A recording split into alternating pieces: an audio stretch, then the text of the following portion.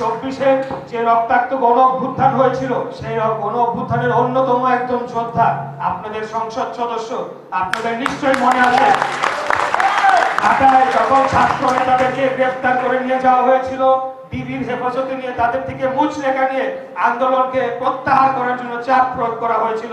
সেই সময় হাইকোর্টের সামনে রাজপথে মাননীয় সংসদ সদস্য জনাব মাহবুবউদ্দিন খোকন বুক চিতিয়ে পুলিশের গাড়ির সামনে দাঁড়িয়ে সেই ছাত্রদেরকে ছাড়ানোর জন্য তিনি যে ভূমিকা নিয়েছেন, সেটা কি আন্দোলন নয়?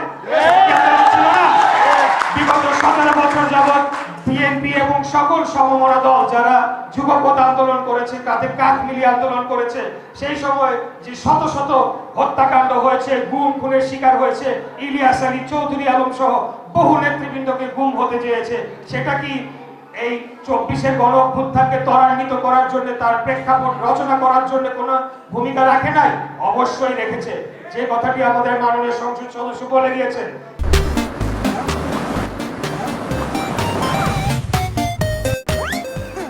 আন্দোলনটার সূত্রপাত হয়েছিল সেই সময় ছাত্র আন্দোলনের মধ্য দিয়ে। পরবর্তীতে বাংলাদেশের আপামর জনগণ সেখানে 4 বছরের শিশু পর্যন্ত রেহাই পায় নাই।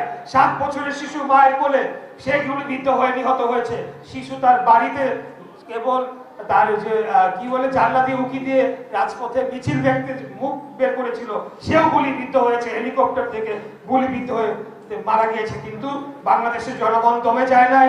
তারা বাংলাদেশে গণতন্ত্র প্রতিষ্ঠার জন্য 17 বছরের ফ্যাসিবাদ যেটা আমাদের ঘাড়ে চেপে বসেছিল, তার হাত থেকে দেশকে মুক্ত করে একটা স্বাধীন রাষ্ট্র, যেখানে প্রত্যেকটি নাগরিক আমরা আমাদের আত্মমর্যাদা নিয়ে বাঁচতে পারবো, আমরা আমাদের কথা বলতে পারবো, আমরা আমাদের জনপ্রতিনিধি আমাদের ভোটের মাধ্যমে নির্বাচিত করে তাদেরকে রাষ্ট্র পরিচালনার দায়িত্ব দিব।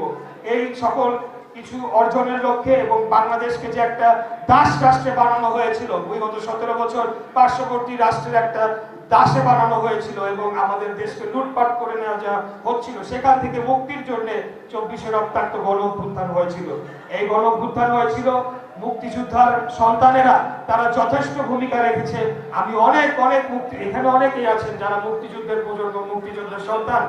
এখানে আমাদের ছাত্র দলে আমি একজনের নামই বললাম, আকরাম আছে, আরো অনেকেই আছে যারা তাদের জীবন বাজি রেখে সেই আন্দোলনকে সফল করেছে। 24-এর সেই আন্দোলনের সময় এপ্রিল মাসে আমি গ্রেফতার হয়ে যাই। আমার আইনজীবী ছিল আজকে আপনাদের মাননীয় সংসদ সদস্য মাহবুবউদ্দিন খোকন।